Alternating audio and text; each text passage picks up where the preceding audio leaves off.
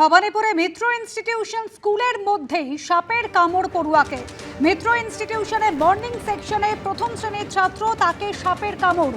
কৃষ্ণেন্দু অধিকারী আমাদের প্রতিনিধি রয়েছেন আমাদের সঙ্গে। কৃষ্ণেন্দু, কয়েকদিন আগেই শহরে আরো একটি নামী স্কুলে একই রকম ঘটনা ঘটেছিল, এখানে ঠিক কি হয়েছে?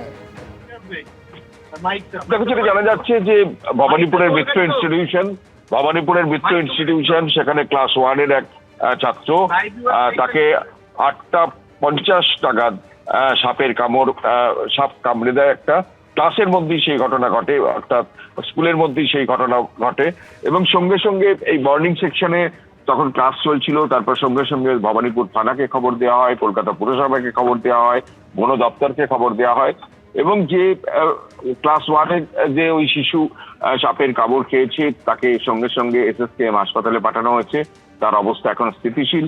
কিন্তু শহরের বুকে কলকাতার একদম ভবানীপুরে রাস্তার উপরে একটি স্কুল, সেই স্কুলে মর্নিং সেকশনে এইভাবে সাপ কোথা থেকে এলো তা নিয়ে একটা আতঙ্ক তৈরি হয়েছে। যদিও ইতিমধ্যেই কলকাতা পুরসভার টিম স্কুলে এসে পৌঁছেছে এবং তুমি জানো কদিন আগেই বাইপাস লাগোয়া একটা বেসরকারি স্কুলেও ক্লাস 3 এর একটি মেয়ে ছাত্রী, তাকে সাপের কামড়ের ফলে হাসপাতালে ভর্তি হতে হয়েছিল। তারপর শহরের একদম ভবানীপুরে একটি স্কুলের ক্লাস 1 এর ছাত্রকে হাসপাতালে ভর্তি করানো হয়। ধন্যবাদ কৃষ্ণেন্দু। আমাদের স্কুলের মর্নিং সেকশনটা প্রাইভেট, মানে একই নাম একই প্রেমিসেস সবই এক, কিন্তু ওটা বেসরকারি। তো 1 এর একটা বাচ্চাকে সকালে টিফিন আওয়ারে সাপে কামড়েছে। তো আমি যখন স্কুলে ঢুকছি রাস্তাতেই ফোন গেছে আমার কাছে, মর্নিং এর HME আর কি TIC ফোন করলেন। আমি সঙ্গে সঙ্গে আমার যেগুলো রিসোর্স আছে, ভবানীপুর থানা, ফরেস্ট ডিপার্টমেন্ট, তারপরে KMC তে ফোন করলাম যে ইমিডিয়েট একটু করার জন্য, স্নেক ক্যাচার এবং এই চিকিৎসার ব্যাপারে। ছাত্রদের ভালো আছে পিজিতে নিয়ে দেখা মাত্র ওরা ভর্তি করে নিয়েছে। আমাদের দিক থেকে যা যা করার আমরা কার্বলিক অ্যাসিড, ব্লিচিং টিচিং সব নিয়ে এসেছি। ভবানীপুরে আমাদের স্কুলে সাপের উপদ্রব আমার কর্মজীবনেই প্রথম আমি দেখলাম, কখনো ঘটেনি এই জিনিস। চোখ রাখবো পরের খবরে। টালিগঞ্জে বেআইনি নির্মাণ ভাঙা নিয়ে বাঁধল তুলকালাম। বেআইনি নির্মাণ ভাঙতে বুলডোজার নিয়ে পুলিশ পৌঁছতেই ছড়ালো উত্তেজনা। ওয়াকফ সম্পত্তি দখল করে তৃণমূলের পার্টি অফিস তৈরি করার অভিযোগ। হাইকোর্টের স্থগিতাদেশের পর শেষ মুহূর্তে বুলডোজার নিয়ে ফিরে গেল পুলিশ।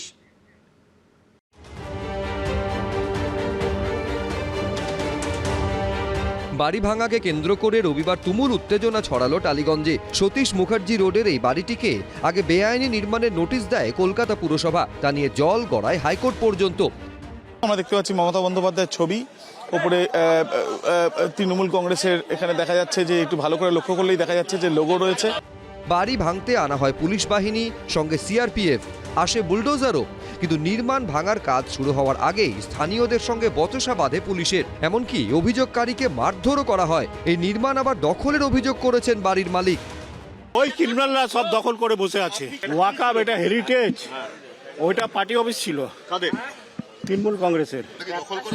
হ্যাঁ, দখল করে বানিয়েছে অবৈধভাবে। প্রচুর সংখ্যায় পুলিশ এবং সেন্ট্রাল ফোর্সের জওয়ানদের নিয়ে আসা হয়েছে। সরাসরি তোমাকে দেখাচ্ছি, এই হচ্ছে ওই বিল্ডিং, যে বিল্ডিংকে নিয়ে প্রথম অভিযোগ যে এই বিল্ডিং বেআইনিভাবে ওয়াকফের জমিতে করা হয়েছে।